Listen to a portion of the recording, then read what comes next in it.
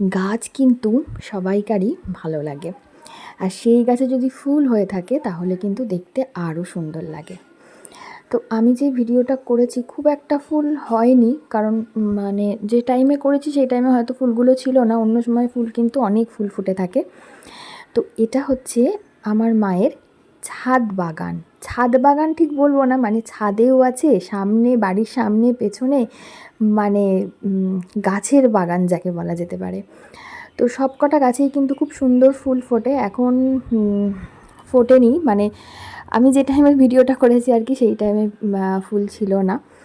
তো যাই হোক, গাছের কিন্তু আমার মায়ের খুব শখ, নিজেই সমস্ত কিছু গাছগুলো পরিচর্যা করে। নার্সারি থেকে গাছ কিনে আনা থেকে শুরু করে গাছের সার দেওয়া সমস্ত কিছু মা কিন্তু নিজেই করে। ফোনে সারাদিন গাছ নিয়েই দেখতে থাকে, মানে গাছ এতই ভালোবাসে।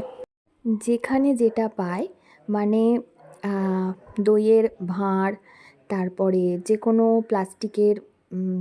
প্লাস্টিকের কোনো আর কি কী বলে ওগুলো, কৌটো, মানে যে কোনো কিছুতে আর কি মা গাছ বসিয়ে দিতে পারলেই হলো, এরম একটা।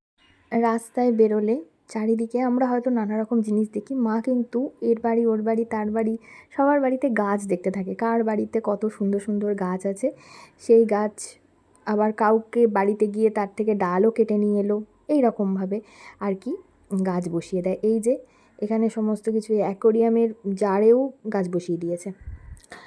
তো যাই হোক, এটা আমাদের সামনের ছাদের একটা জায়গা, সেখানেও গাছ বসানো। আর এখানে পদ্ম ফুলগুলো কিন্তু ভালোই পদ্ম ফোটে, এখনও একটা পদ্মও হয়নি, এই একটা কুঁড়ি হয়ে আছে।